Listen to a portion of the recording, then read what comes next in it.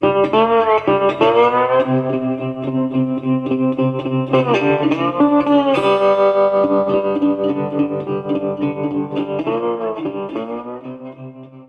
remember I spoke here a few years ago about the Muslim Brotherhood, and virtually no one knew what this organization was, even though they're the most well-financed, smartest, most well-organized Islamist organization around the world.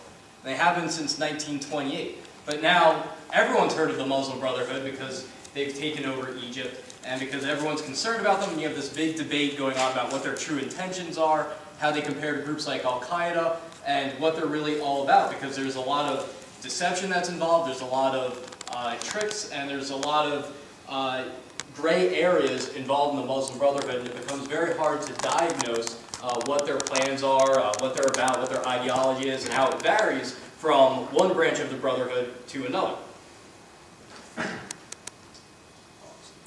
Now, we're going to start with World War II, around that time frame, because that's when the Brotherhood really started getting their act together. And you can really see why their ideology spreads during this time frame, and then we're going to bring it up to today. The Muslim Brotherhood was founded in Egypt in 1928 by a man named Hassan al-Banna. He preaches that Islam is not just a religion, but a political system. And this is something that many Muslims back then, and especially today, don't buy into. But this is what gets him started, this is what gets him a following. The idea that it's not just going to mosque, it's not just praying, it's not just fighting against sin, but that your religion is the code for government. And it's a response to Westernism. It's a competing system to the ideology of the United States, to communism, and everywhere else. And the goal is to create countries based on Islamic law, what they call Sharia law, and resurrecting the caliphate as a step towards ultimately the victory of this version of Islam around the entire world. And again, as you're going to see, many Muslims stand in the way of this agenda, so it's definitely not about a fight between Islam and non-Muslims. This is about a specific brand cementing their control and their power over Muslim and non-Muslims alike. And the Brotherhood motto, back then, this kind of gives you an idea of their mindset. And they still say this publicly today, is Allah is our objective, the Prophet is our leader, the Quran is our law, jihad is our way, dying in the way of Allah is our highest hope. When they talk about jihad, they're not talking about a spiritual yoga struggle against sin. They're talking about fighting. If you read Hassan al-Banna's text, he specifically is preaching armed jihad, violent jihad. But what makes them different than Al-Qaeda is that the Brotherhood preaches gradualism. That's what they call it, gradualism. It's a gradual revolution from the bottom up, beginning with grassroots organizing, beginning with institutions on mosques, families, society. Al-Qaeda is different because Al-Qaeda blows things up and then builds on top of it. The reason the Muslim Brotherhood is more successful is because they go into the society and they build those institutions of power, and they're patient, and they weigh the costs and benefits of everything that they do. Now, Hassan al-Banna, the founder of the Muslim Brotherhood, is in contact with this other individual, Hajj Amin al-Husseini, who goes on to become Hitler's best Muslim friend. As early as 1920, Hajj Amin al-Husseini was inciting riots against Jews simply for the fact that they're Jews. And he's actually the first leader to send his congratulations to Hitler after his election. And I have yet to see a history textbook that talks about this individual, but he's very important in Nazi Germany's aims. Right from the beginning, the Nazis targeted Egypt and the Middle East with their propaganda and their ideological warfare. All the way back in 1926, Nazis in Cairo were publishing anti-Semitic propaganda, but openly complaining that no one was buying it. And so in 1933, Egyptians actually boycotted German products because they were worried about what Germany was doing in their anti-Semitism, and Jews publicly held anti-Nazi rallies in Egyptian cities. Very different picture than what you would see today. And so in 1933, the Nazi Foreign Office that's running the propaganda distribution network in Egypt reports that the propaganda is failing miserably, it's a waste of money, and so they need to shift their focus. And they say, so we must therefore focus far more on the point where conflicts of interest between Arabs and Jews exist: Palestine. Now at this time, there was some tension between Arabs and Jews, but it was nothing like what you see today. There weren't death to the Jews rallies, there was some conflict, but generally it was a pretty positive atmosphere when you compare it to today. And so what changed? And it goes back to this time period, when the Nazis realized that their propaganda was failing, that they needed to shift their focus of their rhetoric. And that's where Haj Amin al-Husseini comes in. And the Nazis initiate contact with him in 1933. But the first problem facing the Nazis and facing Husseini is that most Arabs don't support Husseini. In 1936, Husseini allies with the Muslim Brotherhood, and so he begins attacking his fellow Arabs that disagree with his version of Islam and his rabid anti-Semitism. Almost 7,000 Arabs are killed in this conflict, about 2.5 times as many Jews that are killed in this conflict. So that shows you just how much resistance there was to this type of preaching, this type of ideology. The German news agency sets up an Arabic service to broadcast the propaganda into Egypt, and they also help the Muslim Brotherhood set up a printing plant. And they give money to the Muslim Brotherhood at this time, around 1933. And the Brotherhood actually distributes translations of Mein Kampf. At this time in 1936, the Muslim Brotherhood only has 800 members, so they're a fringe group. But within 3 years, it grows to 200,000. Why? Because by 1939, Germany had really maxed up their propaganda efforts with Haj Amin al-Husseini and working with the Muslim Brotherhood. The expansion of the Muslim Brotherhood membership coincides exactly when Nazi Germany began their covert efforts to work with the Brotherhood and spread the version of Islam that's promoted by the Brotherhood and Haj Amin al-Husseini. And so by 1939, out of all the foreign services, all the foreign propaganda services that Germany funds, the Arabic one is given the top priority. In 1937, Haj Amin al-Husseini meets with Eichmann, and Eichmann, where Haj Amin al-Husseini brags to Eichmann that he's trying to solicit support from the Nazis. He says, Nazi flags fly in Palestine, and they adorn their houses with swastikas and portraits of Hitler. And then, shortly after that, Husseini becomes an official paid Nazi agent on their payroll. He gets his paychecks from Nazi Germany. And according to Eichmann, as part of their agreement, this is a quote from Eichmann, he is to start disseminating National Socialist ideas in the Islamic world.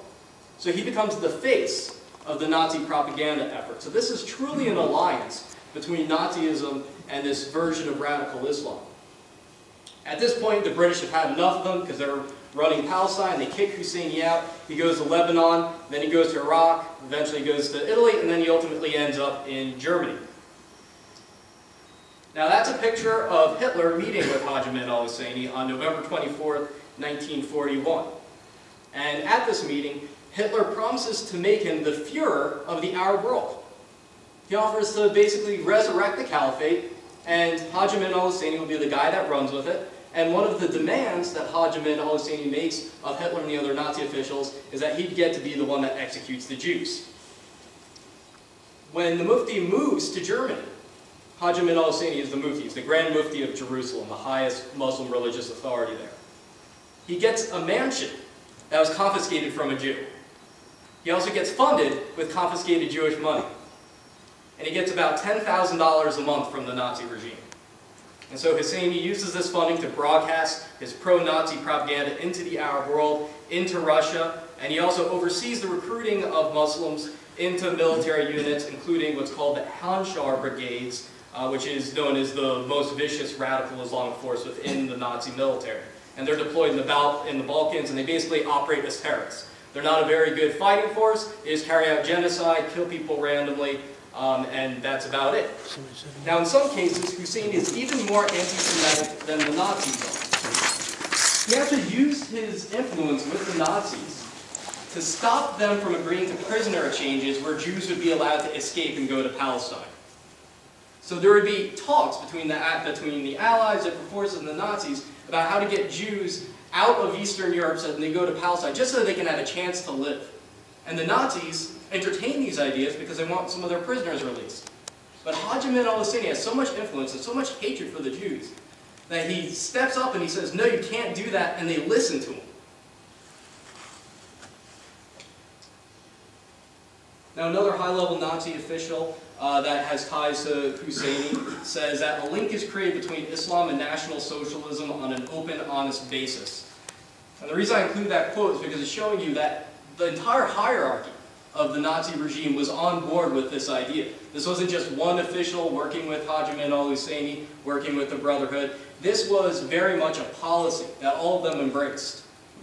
And to give you an idea of how much trust Hitler put in his radical Islamic recruits, consider this. Unlike all other ethnic minorities, Muslims are the only ones that he allows to have their own units. All the other ones he didn't trust, so he would disperse them so that he could keep their loyalty in check. But in 1942, Hitler says, I consider only the Mohammedans, the Muslims, to be safe. So he's really impressed with these recruits that Haj Amin al-Husseini has put together in the Balkans and elsewhere. And particularly Soviet Muslims. A lot of Soviet Muslims get recruited into the Nazi military. So here's some photos of badges that were worn by Soviet Muslims that joined the Nazis. One actually says, Allah with us. So you can see the radical ideology imprinted even on their uniforms as they're fighting side by side with the Nazis. And there's conflicting numbers about the number of Muslims that joined the Nazi military. One estimate says it was about 100,000, while another one said it was about 250,000. So I guess there's no authoritative clear number, but that's the range that you're looking at. And actually in 1993, Islamic terrorists from Afghanistan and Pakistan assembled in the Balkans. And they formed a new unit, and they called it the Handschar Brigades, in honor of Hitler's radical Muslim terrorist brigades that were stationed in the Balkans decades ago. So this is history that most of us don't know, but they haven't forgotten. And that's just a little glimpse of what I'm going to get into in showing you how this influence is a problem that we're still dealing with today. That's a picture of some of the Nazi Muslim units during prayer. One Nazi Muslim unit, the East Turkestani Armed Formation, is actually used to crush the Warsaw Uprising. And like I said, in the Balkans, these forces are used as a genocidal terrorist force, not really used as a combat force. But at the end of the war, Nazi Germany is essentially destroyed, but the influence in the Middle East lived on. In fact, Nazi propaganda officials actually went to Egypt and started working in their propaganda offices. And so you have the Nazi radical Muslim collaborators are sticking around. And part of the reason for that is because the CIA and the West view them as allies. Because after Nazi Germany falls, who are we worried about now? Exactly, the communists. And so, in our mind at that time, we're thinking, all right, well, these people are very religious, so they are going to view the communists as adversaries, so what could go wrong with that? And so the CIA actually allies with the Muslim Brotherhood. Eisenhower meets with the Muslim Brotherhood delegation. There's an individual named Saeed Ramadan that's a Muslim Brotherhood leader in Europe that's almost certainly on the CIA payroll. And so as soon as Nazi Germany is destroyed, the Muslim Brotherhood and these radical Muslim forces that were once allied with the Nazis just found new allies. Us. And in some cases, the Russians as well. Now, at the end of the war, Haj Amin al-Husseini tries to escape into Switzerland, and he's denied entry, and the French arrest him, but to make a long story short, he escapes to Egypt. Most people would say it's probably because the forces in the Arab world were threatening a jihad if he wasn't released. It was kind of a bit of a weird coincidence that as they're threatening him, he suddenly escapes custody and goes to Egypt. And so that's largely seen by most people as a contrived incident. But at the end of the war, about 10% of the Arab world, only about 10%, support the Mufti, according to intelligence files that have been declassified. But by 1948, even though only about 10% support Haj Amin al-Husseini, the Muslim Brotherhood has about 500,000 members in Egypt alone. And then another 500,000 sympathizers and a power military force of about 40,000 fighters. So what happened was that Nazi Germany was destroyed, and their forces were disarmed, but they had this entire radical Islamic force operating in the Middle East that wasn't disarmed. So that entire branch of the Nazi operation was left mostly untouched. In Syria, for example, there is a social nationalist party whose leader was called the Führer of the Syrian nation. It was a pro-Nazi party. If you look at the flag, it's a modified swastika. And one of the founders of the Syrian Ba'ath Party comes out of the Social Nationalist Party, and he's on record, a man named Sami al-Jandi, is on record talking about how he and his colleagues admired the Nazis, how they translated Mein Kampf, how they distributed Nazi propaganda, and the Ba'ath Party that guy founded still operates Syria today. In fact, over the past couple of years, it killed over 60,000 of their own people. Now, earlier I mentioned that the Mufti spent time in Iraq before going to Germany. In 1940, he helps put together a pro-Nazi coup in Iraq that fails. And one of the leaders of that pro-Nazi coup is a man named General Karola Tolfa. And after the war is over, he helps raise his nephew, becomes his guardian and his mentor. And the mentor, the guardian of, I'm sorry, let me rephrase that. General Karola Tolfa, who was the pro-Nazi coup plotter, his nephew later becomes a leader of Iraq. His nephew was Saddam Hussein. Saddam Hussein was raised by one of the Arab Nazi coup plotters that allied with the Nazis. In Egypt, Haj Amin al-Husseini puts together a pro-Nazi force called Young Egypt, which also collaborates with Nazi intelligence and the Muslim Brotherhood. They help provide intelligence on Allied activities, and they were preparing an uprising against the Allied powers in Egypt. And so they act almost like a secret intelligence service for the Nazis in Egypt. Two members of Young Egypt include two future presidents of Egypt, Gamal Abdel Nasser, who comes to power with the help of the Muslim Brotherhood, and they later have a falling out, and Anwar Sadat. In 1953, Anwar Sadat reacts to rumors that Hitler is still alive by writing a public letter that you can still read today, where he says, "My dear Hitler," and he talks about the coming rebirth of Nazi Germany under his leadership and how the world so needs Nazi Germany to come back under his leadership. And when Israel was declared a state in 1948, the surrounding countries, Haj Amin al-Husseini's militia and the Muslim Brotherhood all get together and they attack it. One of Haj Amin al-Husseini's men is Yasser Arafat. Here's a quote from Yasser Arafat in 2002. "There were a number of attempts to get rid of Haj Amin, whom they considered an ally of the Nazis. But even so, he lived in Cairo and participated in the 1948 war, and I was one of his troops." Some sources indicate that Arafat was actually a nephew of Hussein. His party, Fatah, this so-called moderate party, was created by people who served in Husseini's Arab Higher Committee. I want to bring your attention to this picture right here, because that's from January, just a month ago. At a Fatah rally, the president of the Palestinian Authority, the leader of Fatah, President Abbas, praises Husseini by name. So he's still popular, and he's still a rock star even though he's dead. Now in the 1980s, the Muslim Brotherhood decides that Fatah isn't religious enough, and so they decide to set up their own independent branch in the Palestinian territories. And they call it Hamas. Hamas is a branch of the Muslim Brotherhood, the group that allied with Nazi Germany. I've got video, actually, of Hamas leaders last year swearing their allegiance to the Muslim Brotherhood in public and their jihad. Hamas recently changed its name to include the phrase, "a wing of the Muslim Brotherhood." Yet somehow, the Muslim Brotherhood gets treated as moderate, and Hamas is considered a terrorist organization. If you look at the Hamas charter, it says that Hamas is one of the wings of the Muslim Brothers in Palestine. So this is clear. Any observation you make about the Muslim Brotherhood is also one that you should make about Hamas. They cannot be differentiated.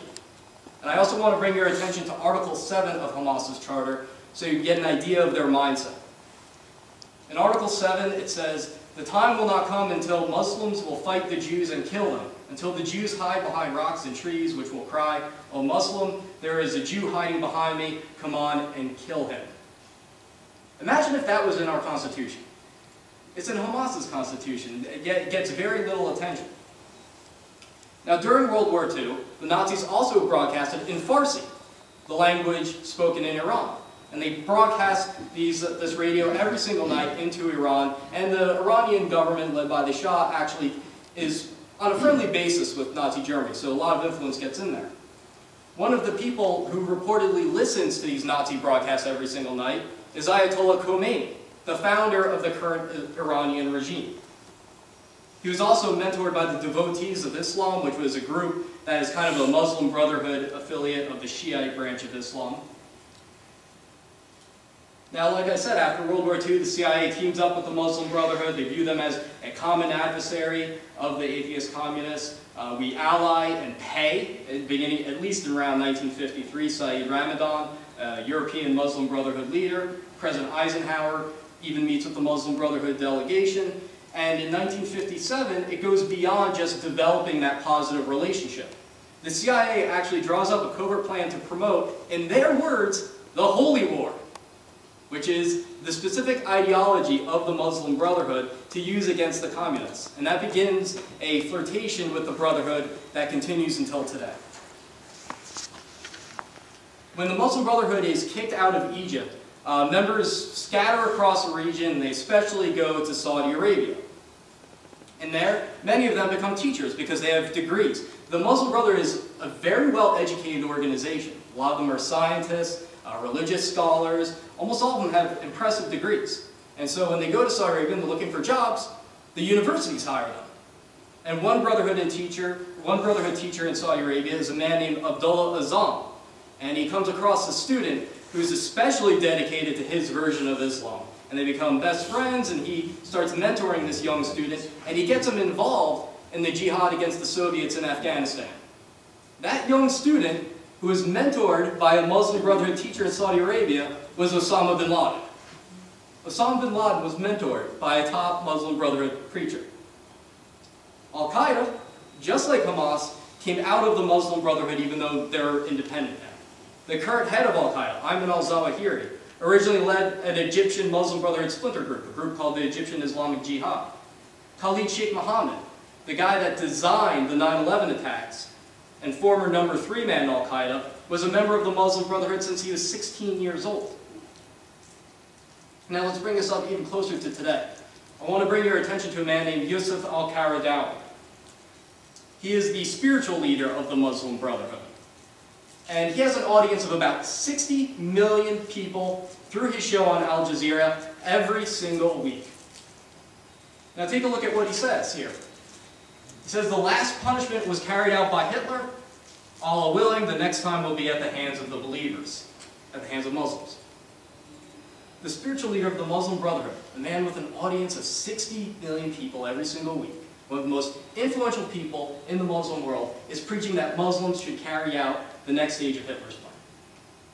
And there's things like that that he says all the time. I could give an entire lecture on the extremism that this guy preaches. I also want you to look at that propaganda there. Germany in 1938, and then what appeared in an Egyptian media source in 2001. It's precisely the same thing.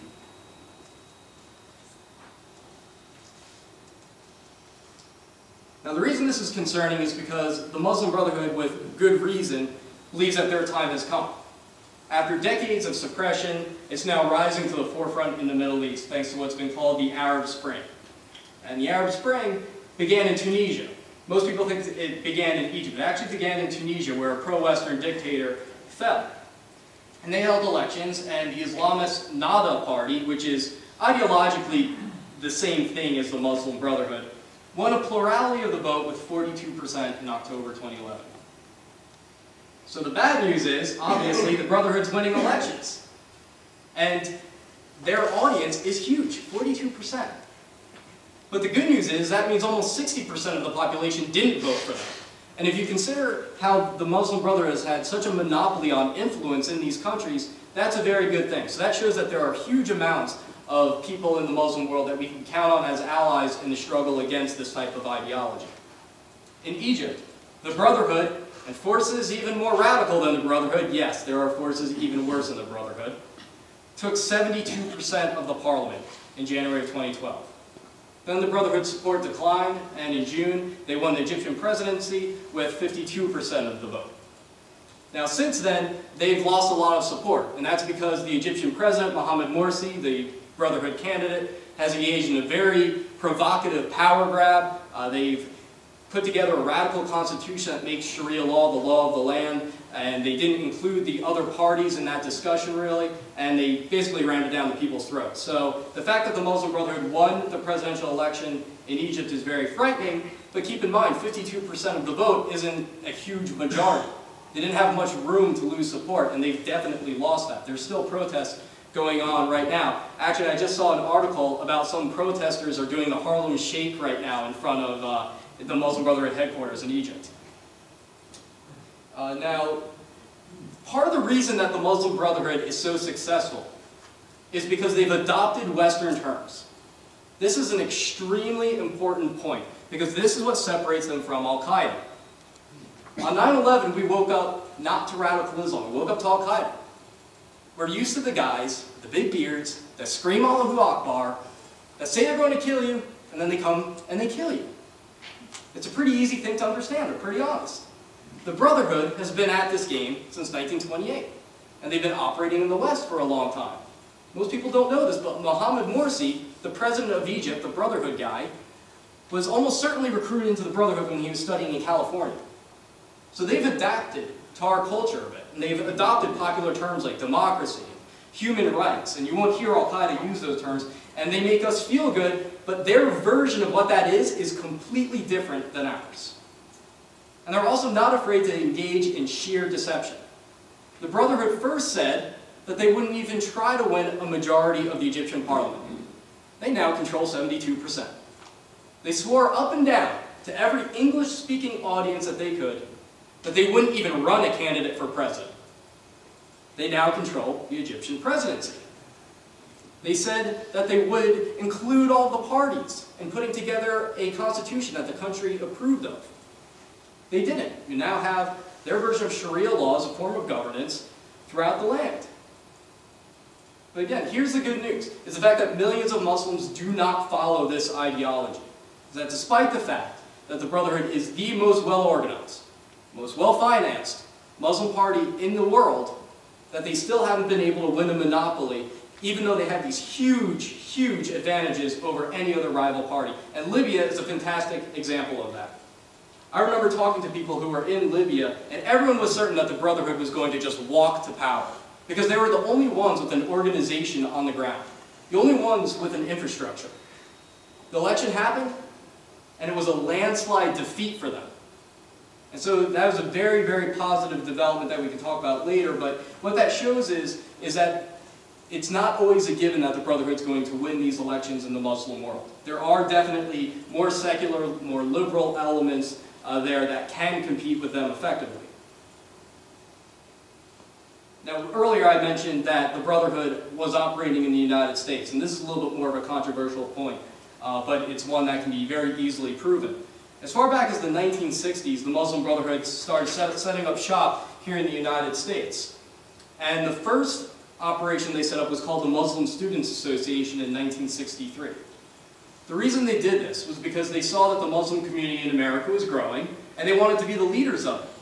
Because they recognized that so many Muslims don't follow their beliefs. So they had to become the teachers. They had to become the political leaders. And since they're the ones with all the money, they could come over here and try and lead the community by setting up a series of pleasant-sounding organizations like the Muslim Students Association. Now, how pleasant are they really? Aside from the fact that they were founded by the Muslim Brotherhood, we also have captured U.S. Muslim Brotherhood documents that have been declassified by the FBI. A 1991 U.S. Muslim Brotherhood document, which no one was supposed to ever see, was captured by the FBI in 2004 and subsequently declassified as part of a terrorism financing trial. And the U.S. Muslim Brotherhood said that their work in America is a kind of grand jihad, in eliminating and destroying the Western civilization from within and sabotaging its miserable house by their hands and the hands of the believers. The same document lists almost 30 of their fronts in the United States, most of which continue to operate today. Now, in 2007, the U.S. government labeled the three with the star next to it as unindicted co-conspirators in a terrorism finance trial, but they specifically mentioned that they were U.S. Muslim Brotherhood entities. So this is a strong case. You have not only internal U.S. Muslim Brotherhood documents saying these are their fronts, you have the U.S. government agreeing with the Brotherhood on that point. And so if even the US government and the Brotherhood agree on something, it's probably true. The North American Islamic Trust, the one third down, they're estimated to control about 1/4 of the mosques in the country. That doesn't mean that everyone who goes to those mosques is radical, because you can't control the minds of the people that attend your mosque. They go in, they pray, and that's kind of it. But in terms of controlling the institutions, these are very powerful groups. And the reason they're successful is because they present themselves as the voices of the Muslim American community. So then the government engages them. Politicians meet with them when they look for votes. When the media wants a Muslim perspective, they call the ones that have the PR agents and have the offices. And so they call these guys. So by claiming to be the voice of the Muslim American community, even though they are not, they are treated as such. And the number of government officials that meet with these individuals, have ties to these groups, is simply astounding, because they don't know what's going on. They just look in the phone book when they say, I need to find a Muslim group to work with. Here's the one that everybody knows, and they go and they work together. In a recent poll where Muslim Americans were asked which group most represents them, only 24% of men and 19% of women chose one of these groups. And the vast majority of them, I guarantee you, have no idea that this is the background of those groups. They're probably just on their email newsletter or maybe go to a convention. So that's the dilemma we face, is that the most powerful Muslim American organizations do have Muslim Brotherhood origins, but the Muslim American community, if you look at polls or just anyone that has experience with the community, differs with them ideologically, but there isn't a well-financed group to represent them. Now, let me give you an idea of just how strong their influence is. In the 1990s, the Clinton administration and both political parties embraced a man named Abdurrahman al-Amoudi, who was probably the most high-profile Muslim American at the time. Our taxpayer money was used to send him around the world as the representative of the United States to the Muslim world. And so you can see pictures of him with George Bush there, with Bill Clinton, with Al Gore. And he was even put in charge of setting up the Muslim chaplain program for the jails and for the military. He's now in jail. He's in jail on terrorism-related charges. He admits that he was a secret member of the US Muslim Brotherhood the entire time. And those are not just photo ops. He was an active advisor, especially to the Bush campaign. Now here's the second example. Nihad Awad is one of the founders and leaders of a group called the Council on American Islamic Relations, a group which, as I said before, is a Muslim Brotherhood entity. He openly said that he supports Hamas in the early 1990s. In 1993, the FBI learned about a Muslim Brotherhood meeting in Philadelphia, so they wiretapped him. And he was at this meeting as one of their leaders was saying over and over again, war is deception, war is deception. The theme of that secret Muslim Brotherhood meeting that the FBI wiretapped, and you can read the transcripts over and over again, is how to change their language for an American audience, how to be deceptive, when to form a new organization when you need clean tracks. Very sophisticated operations. Now you would think someone that was wiretapped at a Muslim Brotherhood pro-Hamas meeting in Philadelphia wouldn't be able to get any type of political influence. Well, if you look in the upper left-hand corner, shortly after September 11th, President Bush had to rally moderate Muslim American leaders in order to show America, and rightly so, that most Muslim Americans were not part of Al-Qaeda and were not in agreement with terrorism. But they had to go because they had to act quickly. They had to go with the ones that were most politically well connected. And you can see Nihad Awad right there, second over from the right, standing next to the president. And then over here is a covertly taken picture of him at a secret fundraising meeting with Nancy Pelosi. So that's part of the reason that I pay attention to this issue, is because these aren't just fringe groups. These are very powerful organizations that have millions of dollars, and they're operating here in the United States as Muslim Brotherhood entities. And if you look at what's happening overseas, I can't help but look at it and be very concerned about what's happening, but at the same time, I'm also extremely inspired. And that's because I do a lot of work with Muslims that stand against the Muslim Brotherhood and against radical Islam. And when people tell me, you know, you do this from 9 to 5 every single day, how do you not get depressed? It's because of those people. It's because of the Iranians that protest in the street against the regime. is because of the other Muslims and non-Muslims that stand up against this. And if they're willing to put their lives on the line for this, to fight against this, then the least I can do is come here and talk to audiences about this and keep at it. So the last thing you should come away with thinking is that we're in a war against Islam or the entire Muslim world. There are definitely serious problems. There's a serious radical Islamic adversary, but there's also an equally serious and equally powerful Muslim ally that we have that we need to begin using. Now here's some sources for the information. RadicalIslam.org is the website where I work full-time. We have a bi-weekly newsletter that you can sign up for. I'm going to pass around a sheet. And then you'll get some of my writings through that newsletter if you want to sign up for that.